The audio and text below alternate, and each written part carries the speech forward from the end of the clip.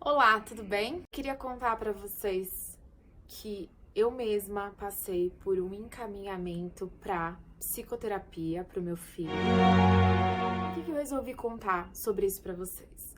Porque há algum tempo eu coloquei aqui no canal sobre a dificuldade que nós profissionais encontramos quando a gente faz um encaminhamento para os pais. Não é uma regra, mas na grande maioria das vezes a gente encontra uma grande resistência dos pais com relação a esse encaminhamento. E eu me peguei resistindo a esse encaminhamento. E esse foi um dos motivos que me levou a gravar aquele outro vídeo. Porque quando caiu minha ficha, eu falei, não, pera lá. Você mesma encontra essa dificuldade no dia a dia e quando um profissional vem pedir para você uma avaliação psicológica do seu filho, você questiona o profissional? Para começar a contar a história desde o começo, mas de uma forma bem resumida, para que fique daqui para frente vocês entendendo tudo o que está acontecendo com o meu filho mais velho. O Felipe passa por sessões de fonoaudiologia desde os 4 anos de idade. Com 4 anos ele começou verdadeiramente a fonoaudiologia dele, porque o Felipe sempre teve muitas trocas silábicas. A própria fono me passou uma previsão de tempo para o tratamento dele. Eu nunca fiz fono, então eu não tinha grandes expectativas de ser uma coisa rápida ou uma coisa demorada, eu não tinha uma previsão. Quando eu levei, o meu marido, que já fez fono muitos anos da vida dele, falou para mim, vai demorar. Então, eu já tinha na minha cabeça que ia demorar. Porém, a própria fono fez uma previsão de 6 meses para cada som que ela fosse trabalhar, vamos dizer assim. No começo foi perfeito. Realmente foi bem rápido essa correção. Depois a gente começou a trabalhar especialmente os encontros consonantais. Muitas vezes a letra R estava envolvida ali.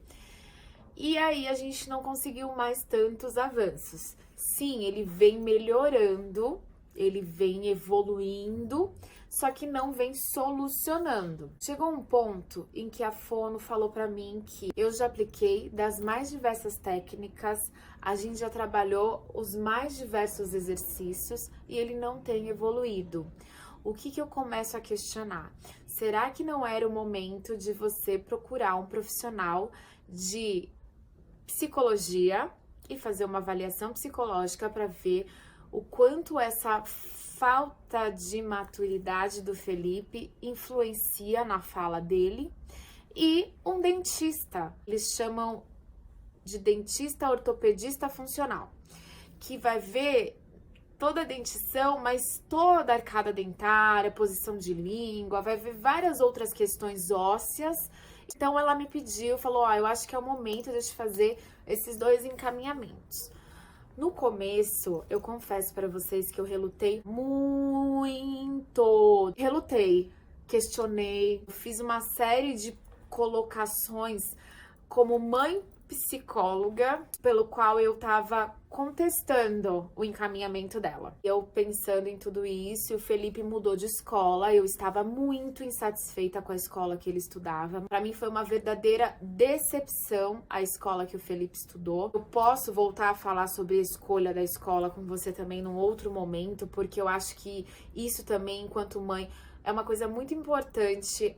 A gente toda vez tá com o nosso alerta ligado e seguir a nossa intuição de mãe, porque realmente ela diz muito sobre a educação dos nossos filhos. Tirei o Felipe, mudei ele de escola, então ele foi para uma outra escola onde a exigência para ele, que estava muito aquém, começou a ser muito elevada. E o Felipe começou a ter dificuldade de acompanhar. Claramente, no primeiro mês de aula, eu já fui chamada para questionar sobre todas essas trocas silábicas do Felipe, perguntarem o que eu estava fazendo para corrigir isso. Foi então que caiu a minha ficha de que eu precisava fazer pelo menos, nem que fosse para desencargo de consciência. Eu teria que buscar respostas para poder entregar essas respostas até para a escola mesmo do meu filho, nesses momentos em que eu fosse questionada. Foi quando caiu a minha ficha de que eu poderia estar sendo justamente aquela mãe do vídeo que eu fiz para vocês. Marquei sim uma profissional de psicologia para o meu filho, fiz a avaliação.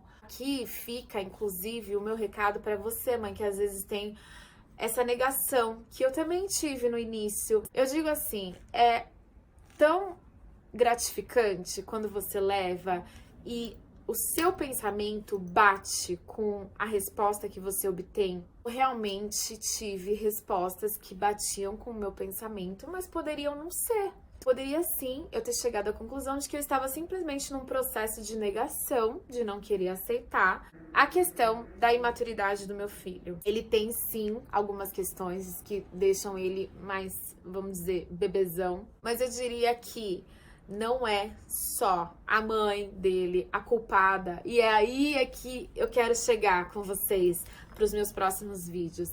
Eu passei por um outro profissional, que esse sim eu não conhecia, e ele me fez assim uma avaliação do meu filho de uma forma que eu nunca esperaria ouvir na minha vida. É dentista, esse profissional, mas ele é especializado numa área que chama biocibernética. E ele avalia o ser humano por uma outra ótica. Eu queria deixar de mensagem nesse vídeo para vocês é que até para eu chegar nele, eu precisei de todo esse encaminhamento. Se não fosse partir desse encaminhamento, onde a fono levantasse essa lebre de precisamos investigar o que está acontecendo com o Felipe, eu não teria ido parar nunca nesse profissional que está me dando um norte para olhar para o meu filho, que está me dando uma luz para enxergar o meu filho por um outro ângulo.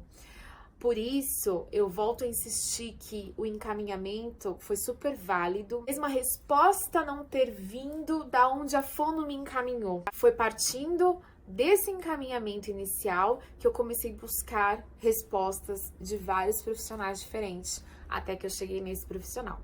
Uma das coisas que eu escutei da psicóloga do meu filho foi: você não acha que você tá muito ansiosa? Eu disse pra ela o seguinte: eu não acho.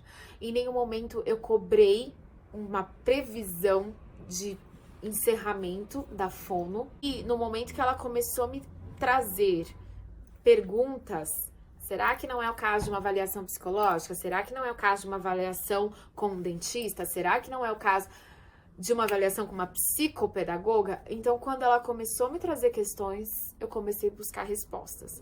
E nessas buscas de respostas, pode ter dado a impressão de uma ansiedade, mas não.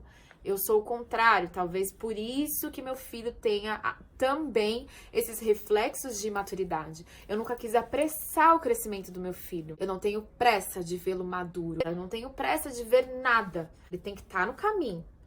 Eu não tenho que retardar, mas eu não tenho que acelerar.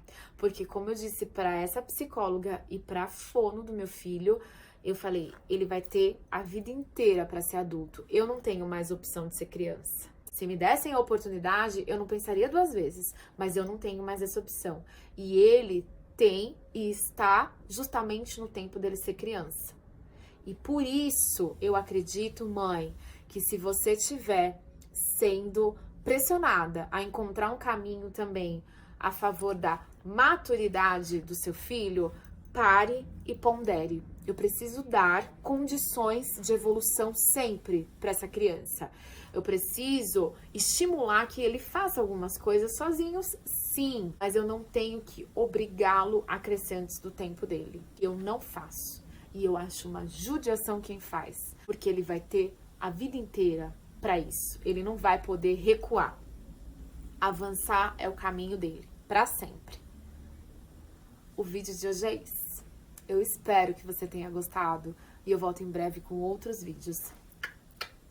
Muitos beijos. Tchau.